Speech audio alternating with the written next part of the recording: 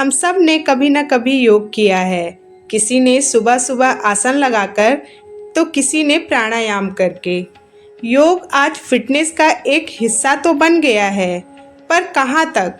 सिर्फ सुबह उठकर थोड़े बहुत आसन करना, इंस्टाग्राम पर पोजेस डालना और बस इतना ही? पर क्या आपने कभी सोचा है, सबसे पहले योग किसने किया? क्या योग का जन्म भारत में हुआ या दुनिया के किसी और कोने में? पौराणिक कथाओं में इसके पीछे छुपे रहस्य क्या हैं? और क्या एंशिएंट ऋषि मुनि सिक्स पैक्स बनाने के लिए योग करते थे? नहीं ना। तो आइए आज योग का असली मतलब जानते हैं, फ्रॉम हिस्ट्री टू मिस्ट्री, और जानते हैं वो राज जो शायद हम सब से छुपा लिया गया मॉडर्न एक्सरसाइज को प्रमोट करने के लिए।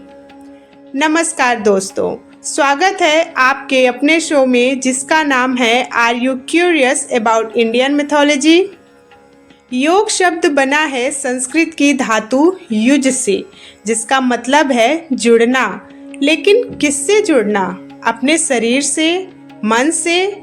नहीं, आत्मा से परमात्मा का मिलन ही योग है।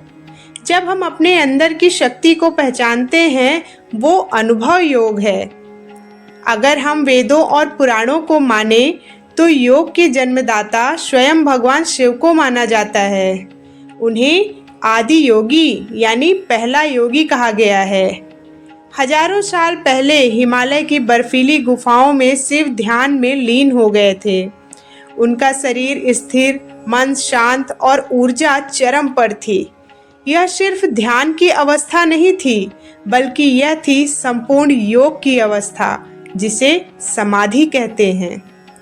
भगवान शिव ने उस समय योग के 112 मार्गों की खोज की, जिनसे मनुष्य परमात्मा से जुड़ सकता है। भगवान शिव ने जब देखा कि कुछ आत्माएं इस गहन ज्ञान को समझने के योग्य हैं, तो उन्होंने अपनी आंखें खोली और उन आत्माओं को योग की अलग अलग विधाएं सिखाईं। ये 7 आत्माएं थीं, जिन्हें हम सप्तऋषि कहते हैं। प्रत्येक ऋषि को एक खास योग प्रणाली दी गई, जैसे हठ योग, भक्ति योग, ज्ञान योग, क्रिया योग आदि।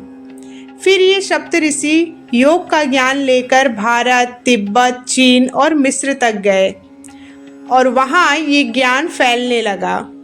यही योग का पहला ट्रांसमिशन था, फ्रॉम शिवा टू ह्यूमैनिटी। अब आते हैं इतिहास की ओर। लगभग 5000 साल पुरानी मोहनजोदड़ो और हड़प्पा की सभ्यता में मिले हुए कुछ अवशेषों में ध्यान मुद्रा में बैठे योगियों की मूर्तियां मिली हैं। फिर आता है पतंजलि का युग। पतंजलि के अनुसार योगा चित्ता वृत्ति निरोधा, मतलब मन की चंचलता को शांत करना, यही असली योग है। पतंजलि ऋषि ने योग सूत्र लिखे, जिसमें योग के 8 अंग बताए गए: यम, नियम, आसन, प्राणायाम, प्रत्याहार, धारणा, ध्यान और समाधि। हम जो आसन करते हैं वो तो सिर्फ योग का एक हिस्सा है।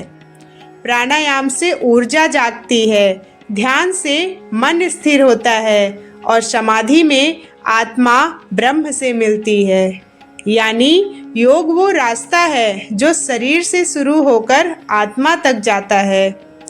यानी आज जो योग हम जिम में कर रहे हैं वो तो सिर्फ एक भाग है, जबकि योग तो जीवन जीने की संपूर्ण प्रणाली है।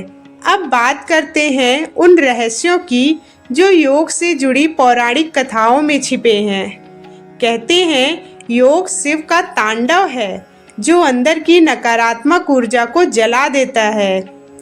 भगवत गीता में श्री कृष्ण अर्जुन से कहते हैं, योगा कर्मसु कौशलम, यानी कर्म में कुशलता भी योग है।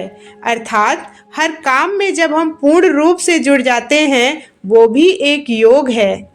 रामायण में ऋषि वशिष्ठ और विश्वामित्र इसी ध्यान और प्राणायाम से दिव्य शक्तियों को प्राप्त करते थे।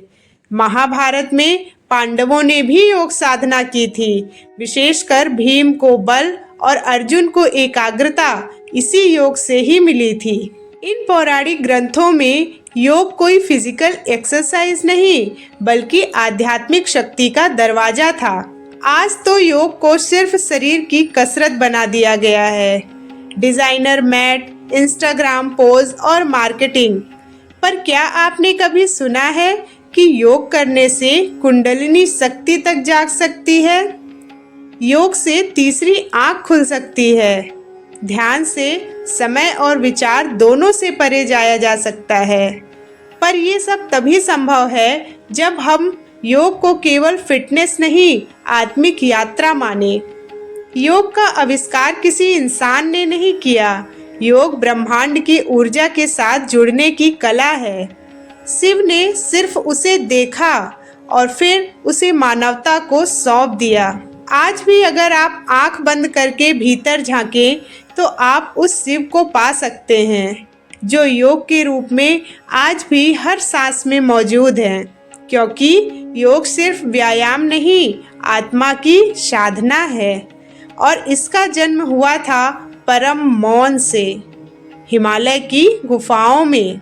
इस बार जब आप इंटरनेशनल योगा डे पर योगा करें तो सिर्फ अपने शरीर को ही नहीं, अपनी आत्मा को भी झुकाइए। योग दिवस की आप सबको ढेर सारी शुभकामनाएं। योग करिए और स्वस्थ रहिए, फिजिकली भी और मेंटली भी। इस वीडियो में योग के बारे में दी गई जानकारी अगर आपको पसंद आई हो तो वीडियो को लाइक करें और ज़्यादा से ज़्यादा शेयर करें ताकि लोग योग के असली मतलब को समझ सकें। ऐसे ही और इन्फॉर्मेटिव वीडियोस के लिए चैनल को सब्सक्राइब ज़रूर करें। जय महाकाल।